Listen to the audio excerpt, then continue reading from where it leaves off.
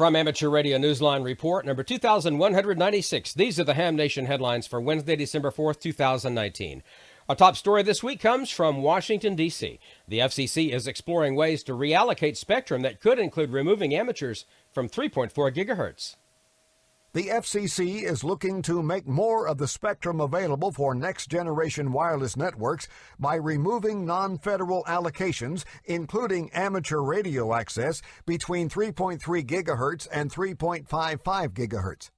The federal agencies issued a Notice of Proposed Rulemaking, or NPRM, on November 21st, announcing its intentions. The FCC is looking for comment about amateur use of that part of the spectrum, noting that 3.40 to 3.41 gigahertz is used for amateur satellite transmitting and receiving. The agency is also looking for input on whether satellites can operate instead on other amateur satellite bands. Newsline anchor Jim Dameron, N8TMW. We'll be watching this for further development. Also in the United States, the ham radio community and the larger tech community have lost a pioneer and an inspiration. The chairman and chief executive of Amateur Radio Digital Communications, a nonprofit educational foundation, and an early pioneer of using TCP/IP over ham radio frequencies, has become a silent key. Brian Cantor, WB6CYT, was a co-founder in the 1980s of the network known as AMPRNet, which uses TCP/IP over amateur radio. Brian was a recent retiree from the University of California, San Diego, where he was on staff for 47 years. He had been the principal software architect for the university's network operations group. According to the university website, for many years he ran the on-campus amateur radio club at the university. Brian died in November at his San Diego, California home.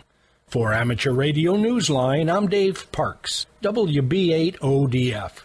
Ham Radio Day is also Satellite Radio Day on the Queen Mary.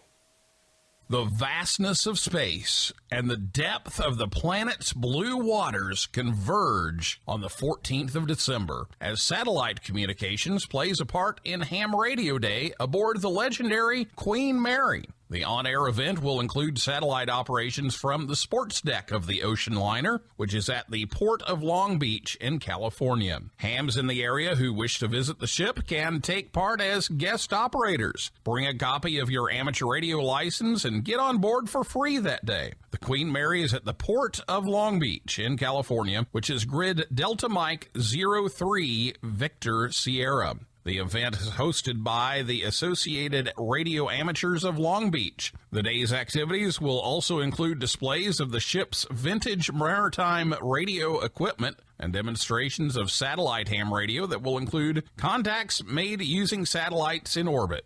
Visitors will also see how ham radio go kits work. If you can't get there but are successful in making a contact with the operators on that day, you can receive a QSL card. For information, visit the QRZ.com page of W6RO. For Amateur Radio Newsline, I'm Neil Rapp, WB9VPG.